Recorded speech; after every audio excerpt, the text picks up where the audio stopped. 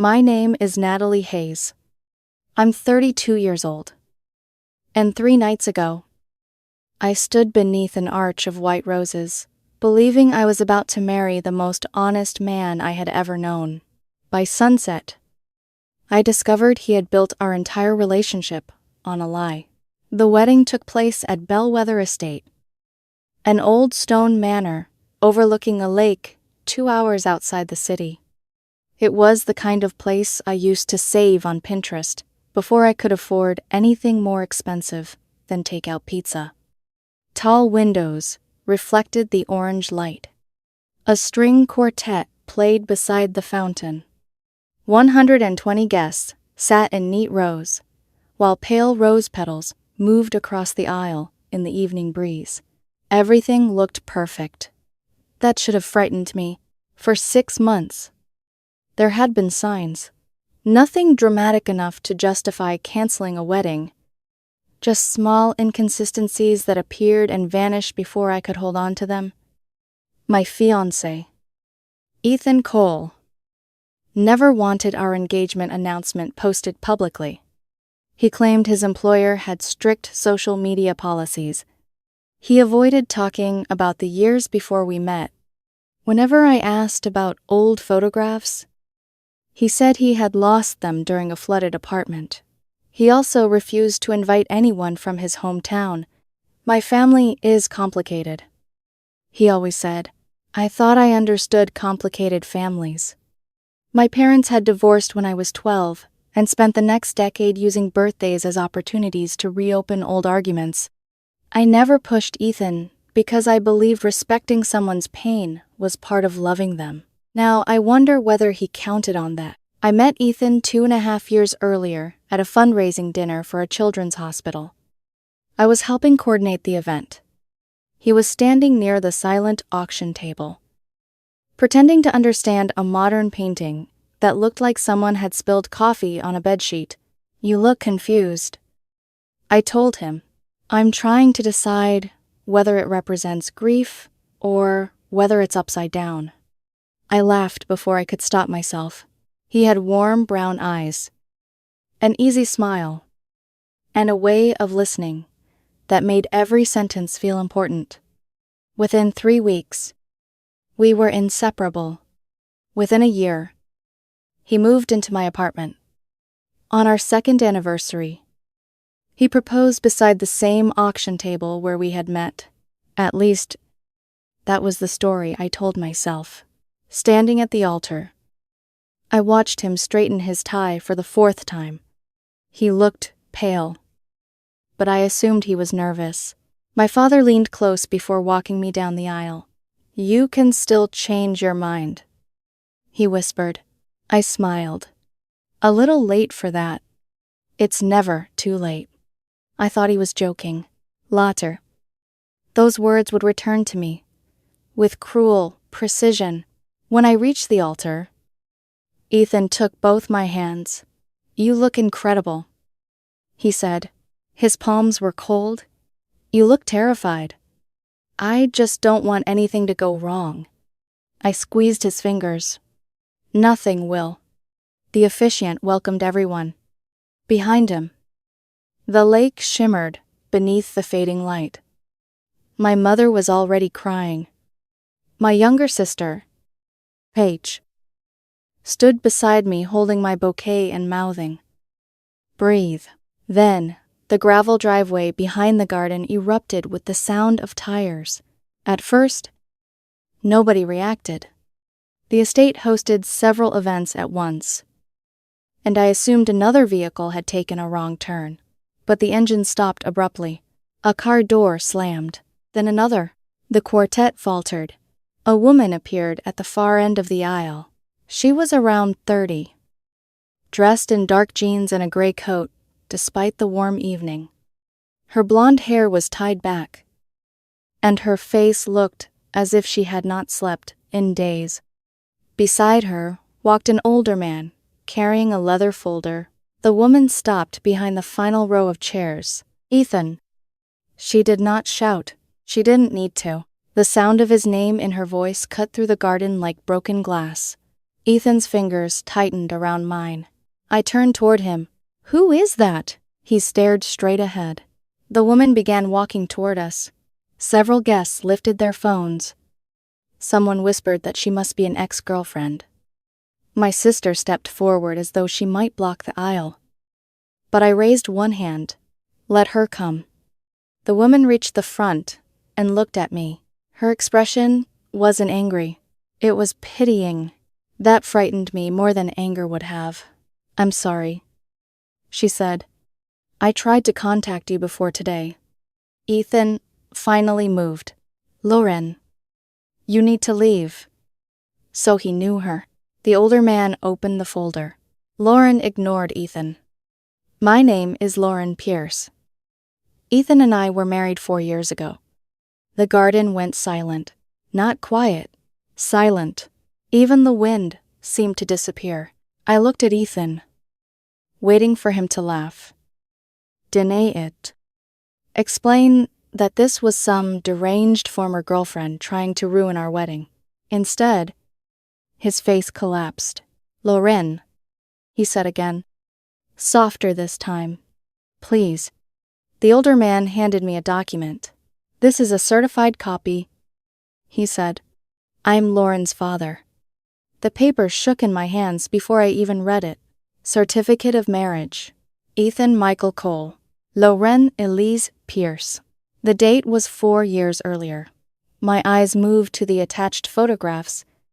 Ethan in a navy suit. Lauren in a simple ivory dress. The two of them cutting a cake in what looked like a small courthouse reception room. One picture showed him kissing her beneath a wooden arch, almost the same way he had kissed me during our rehearsal the night before. I turned toward him. "Tell me this is fake?" His mouth opened, but no words came out. "Ethan, we were separated." Lauren laughed once, but there was no humor in it. "You disappeared?" Ethan looked at her. "I told you I needed space. You emptied our account and changed your number."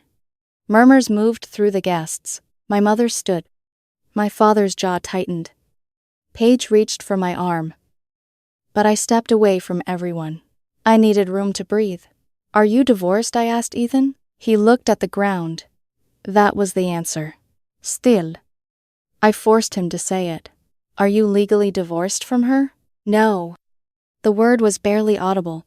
My chest tightened so sharply that for a second, I thought I might faint. "You knew?" "It's complicated." "No." My voice sounded strangely calm. "This is actually very simple. You are either married or you are not." I was going to fix it. When, after the wedding, a stunned laugh escaped me. After our illegal wedding, the officiant slowly closed the book in his hands. "We cannot proceed," he said. Ethan turned to him. "Give us a minute. There is nothing to discuss," I said. He reached for me. I stepped back. "Don't touch me." His face changed then. The panic gave way to something uglier: resentment. "Natalie, you're humiliating me." For 1 second, I couldn't understand the sentence. Then I realized he meant it. He genuinely believed he was the person being wronged. "You are standing at an altar trying to marry me while you already have a wife," I said. "And you think I'm humiliating you?" Lauren lowered her gaze. Her father muttered something under his breath. Ethan looked around at the guests and seemed to notice the phones for the first time. "Everyone needs to stop recording." No one moved. I pulled the engagement ring from my finger. Ethan's eyes locked onto it. "Natalie, don't." I placed it in his palm. "The wedding is over." He closed his hand around the ring. "You can't make this decision while you're emotional." That sentence ended whatever was left of us. I turned toward the guests. My voice trembled, but I refused to let it break. "I'm sorry you all came here for a wedding that cannot legally happen. Dinner has already been paid for, and the bar will remain open. Please stay, eat, and take your gifts home with you." My mother began crying harder. My father walked toward Ethan. I stepped between them. Dad. No. Ethan tried once more. Natalie. Listen to me. Lauren and I haven't been together in years. Lauren finally looked directly at him. You called me 6 weeks ago. The entire garden seemed to tilt. Ethan went still. I stared at her. What did he say? She hesitated. Then she opened her phone and held it out to me. There was a voicemail. Ethan's voice filled the space between us. Lauren, I need you to keep quiet until I figure out what to do.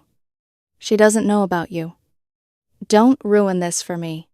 The message had been recorded 43 days before our wedding. Not years ago. Not before we met. 43 days. Ethan lunged for the phone. But Lauren's father blocked him. You planned this. Ethan snapped at her. Lauren's face hardened. No. You planned this. I just stopped you. The venue manager appeared with 2 security guards. Guests moved aside as Ethan began arguing. First with Lauren. Then with her father. Then with me. I no longer heard the words.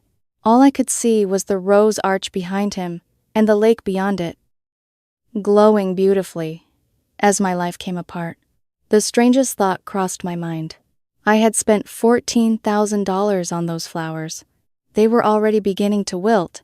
By the time security escorted Ethan away from the altar, half the guests were crying. Half were recording. And my future had become evidence. I walked into the bridal suite, locked the door, and sat on the floor in a wedding dress I would never wear again. Then my phone buzzed. A message from an unknown number appeared. You don't know everything yet. Ask Lauren where Ethan got the money for your wedding. I stared at the screen until the words blurred. Outside. Someone knocked on the door. Natalie. Lauren called softly. There's something else you need to see. The knock came again. Natalie. Lauren said through the door. Please. I know you don't have any reason to trust me. But Ethan has lied to both of us. There are things you deserve to know before he starts rewriting the story. I stared at the anonymous message on my phone. Ask Lauren where Ethan got the money for your wedding. The words replayed in my mind until I finally unlocked the door.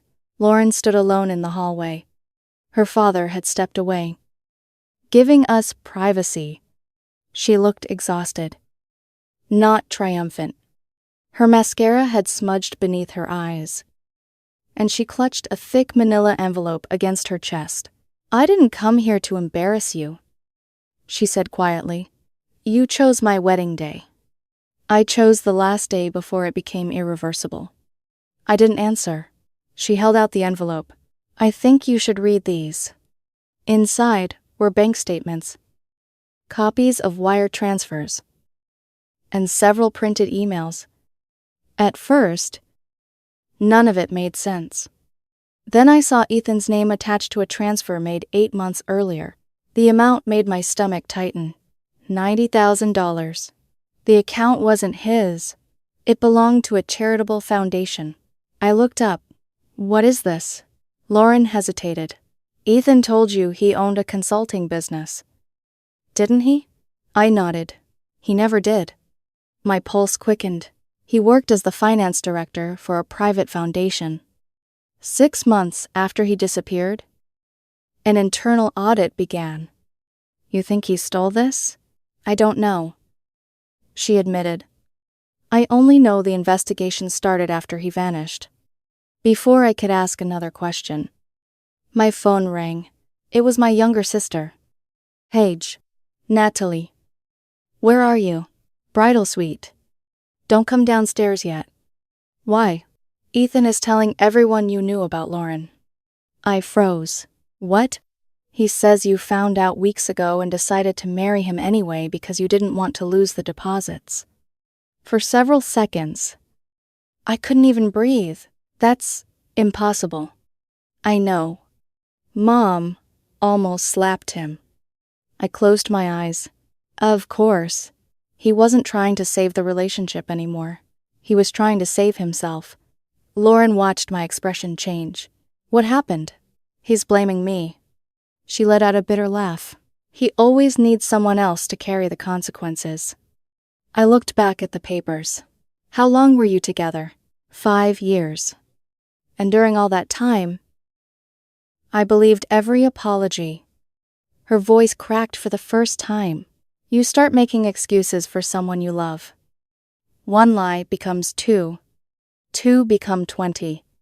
Eventually, you're defending things you would have judged in anyone else. Her honesty caught me off guard. She wasn't asking for sympathy. She was admitting how deeply she had been manipulated. Another knock interrupted us. This time, it was my father. Natalie, I'm okay. You don't have to be. I opened the door. He took one look at my face before wrapping me in a hug. I should have trusted my instincts. He whispered. No.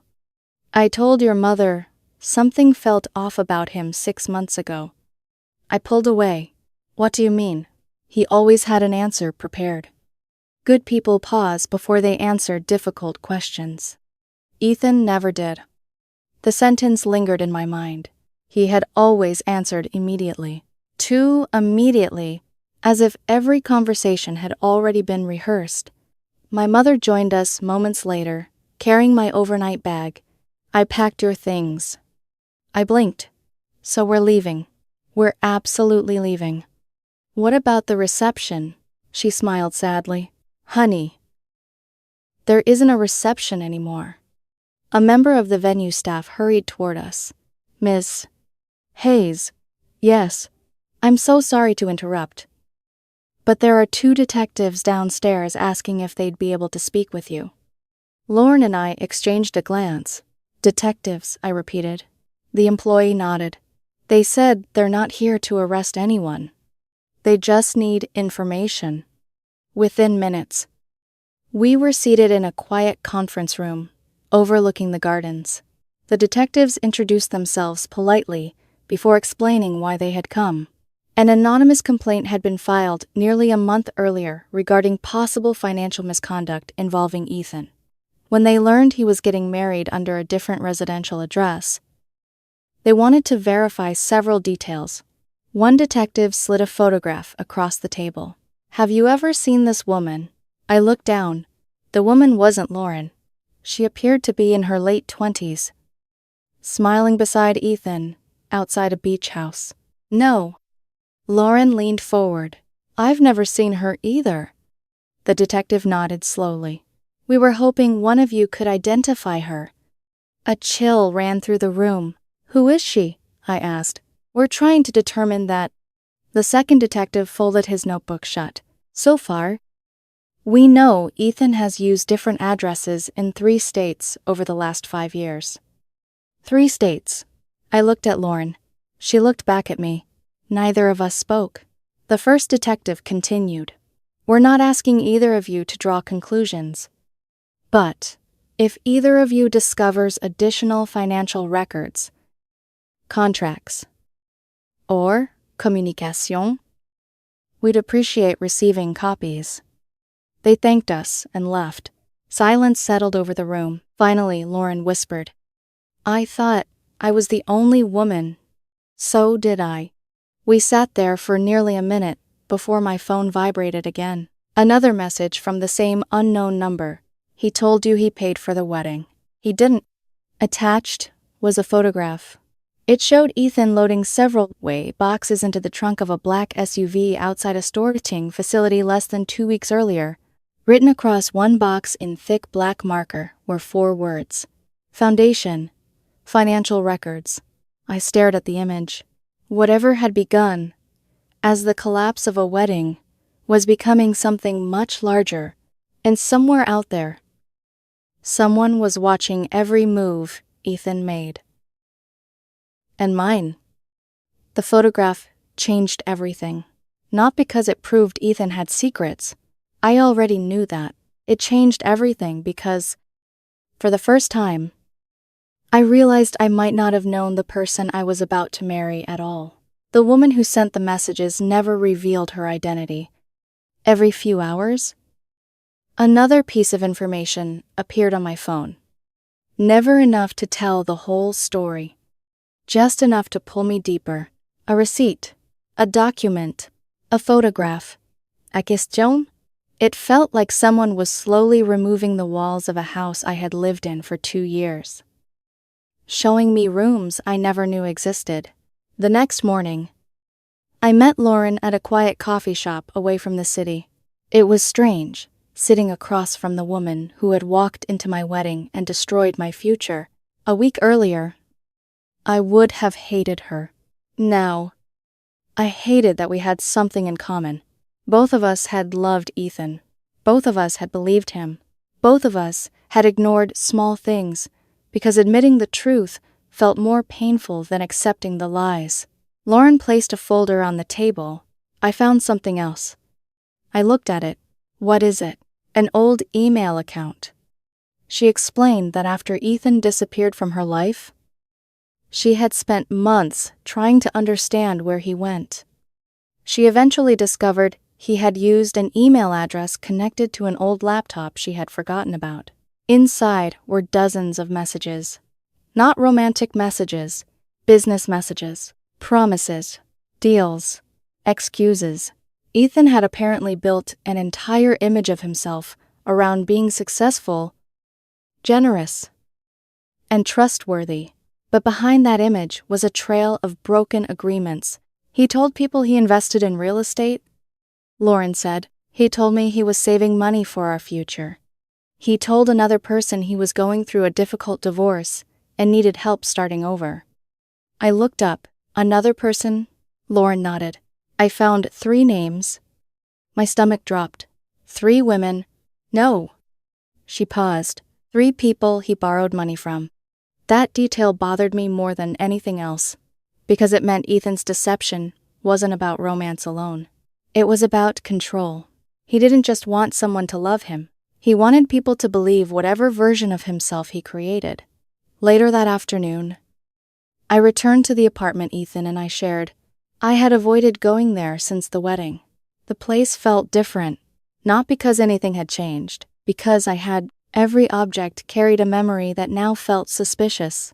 The painting we bought together, the bookshelf we assembled on a rainy Sunday, the photograph from our first vacation. I used to see those things as proof of our life. Now they looked like evidence from a stranger's investigation. I opened the closet and found a small black box hidden behind winter coats. Inside were documents. Not mine. Not Ethan's personal papers. Copies of contracts, loan agreements, and a notebook. My hands shook as I opened it. The first page contained names, dates, amounts. The handwriting was Ethan's. I recognized it immediately. My heart started racing. This wasn't a diary. It was a list of people, a list of money, a list of problems he had been trying to hide. I took photographs of every page before closing the notebook. Then I heard the front door unlock. I froze. Ethan. His voice came from the hallway. Natalie. For a moment, neither of us moved. Then he walked into the room. He looked exhausted. Not guilty. Exhausted. And that angered me more, because exhaustion was what someone felt when life became difficult. Guilt was what someone felt when they hurt another person. I've been trying to reach you. I know. Why haven't you answered? I stared at him. Why didn't you tell me you were married? His face tightened. I was going to explain. You had 2 years. It wasn't that simple. It was one question. I stepped closer. Are you married, yes or no? He looked away. That was the answer. Again, always the hesitation. Always the moment where he hoped I would rescue him from telling the truth. I made mistakes, he said. Mistakes. His eyes met mine. I was scared. No. Ethan. My voice surprised even me. You were comfortable. He said nothing. You were comfortable letting me plan a wedding. Comfortable accepting my family's trust. Comfortable standing in front of everyone, knowing you had another life somewhere else. I loved you. The words would have destroyed me days earlier. Now they sounded empty. Maybe you did, I said quietly. But you loved the version of me who didn't know the truth. His expression changed. For the first time, I saw fear. Not fear of losing me, fear of losing control. Natalie, you don't understand what's happening. Then explain. He stayed silent. Explain everything. Still nothing. Then his phone rang. He looked at the screen. I watched the color leave his face. Who is it? No one. Ethan. He ignored the call. A second later, a message appeared. I didn't intend to read it, but the screen lit up between us. You need to leave before Natalie finds out about the second account. Second account. I looked at him. What second account? He closed his eyes. And in that moment, I knew the wedding wasn't the betrayal. The wedding was only the moment the truth finally caught up with him. I grabbed my coat. I want you out of this apartment tonight. Natalie. Please. No. I opened the door. For the first time. Ethan. You don't get to decide how this ends. He stood there silently, and as he walked away, I noticed something strange. He wasn't angry. He wasn't begging. He looked worried. Like someone had just told him the game was over. And that scared me. Because it meant I still didn't know the full story. For the first time in 2 years, I slept alone in my apartment. And strangely, it was the first peaceful night I had experienced in months. Not because everything was fixed. It wasn't. My wedding was ruined. My relationship was over. My trust in my own judgment had been shaken. But there was something freeing about no longer having to defend someone else's secrets. The next morning, I woke up to 23 missed calls. 7 from unknown numbers. 5 from Ethan. 3 from his former business associates. And 8 from people I barely knew. At first, I thought Ethan had started telling everyone his version of the story. I was wrong. Someone else had. Lauren saw my message. Check the news. My hands felt cold before I even opened the link. The headline was about a financial investigation involving a former nonprofit executive. Ethan's name wasn't mentioned. Not yet. But the details matched. The missing funds, the false documents, the fake investment promises, the different identities. I sat on the edge of my bed, staring at the screen. For months, I had thought Ethan's biggest betrayal was hiding a marriage. It wasn't. The marriage was simply the easiest lie to discover. The deeper lie was the person he had spent years pretending to be. Later that afternoon, I met with an attorney recommended by my father. Her name was Rebecca Morgan. She listened quietly as I explained everything. The wedding, the documents, the messages, the hidden accounts. When I finished, she closed her notebook. Natalie, I want you to understand something. I waited. You are not dealing with a normal breakup. I know. No, she said gently. I don't think you do. This isn't someone making a selfish, emotional decision. This appears to be a pattern. The word stayed with me. Pattern. That was the word everyone kept using. Not accident. Not mistake. Pattern. Rebecca explained that the most important thing I could do was stop contacting Ethan directly. People like this often become more convincing when they feel cornered. Do you think he will try to fix this? She looked at me carefully. I think he will try to control the outcome. She was right. That evening, Ethan appeared outside my building. I saw him through the security camera before he reached my door. For a moment, I considered ignoring him. Then I remembered something. I spent 2 years listening to his explanations. I wanted to hear what he would say when there was nowhere left to hide. I opened the door but stayed behind the chain lock. He looked different. Not physically, emotionally. The confidence was gone. Natalie. What do you want? I need to talk. You had 2 years to talk. He lowered his head. I know. That answer surprised me, because Ethan rarely admitted anything without adding an excuse. I made choices I regret. That's not the same as taking responsibility. His jaw tightened. I was trying to protect myself. There it is. What? The sentence you always use. He looked confused. What are you talking about? You always make your actions sound like something that happened to you. Silence. You didn't accidentally hide a wife. You didn't accidentally create fake accounts. You didn't accidentally lie about your entire past. His face changed. Someone gave you those documents. I froze. What? The files. Someone is feeding you information. I didn't answer. Because he was right. Someone had been sending me information, but that didn't change anything. You knew about the investigation. His silence confirmed it. Ethan. I was trying to handle it. By marrying me, no. Then what? He looked away. And for the first time, he looked ashamed. I thought if I could start over, everything before would disappear. The honesty was almost worse than another lie. You thought marrying me would erase your past. I thought I could become someone better. I shook my head. You don't become better by finding someone who doesn't know who you are. He closed his eyes. I really did love you. I believed that was possible. And that was the hardest part. Because sometimes, the most painful betrayals don't come from people who feel nothing. They come from people who feel something and still choose to hurt you. I hope one day you understand what you did. I said. He looked at me. I do. No. I stepped back.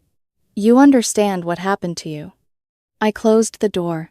A week later, investigators contacted me again. They had found the second account, the one mentioned in the message. It wasn't just money.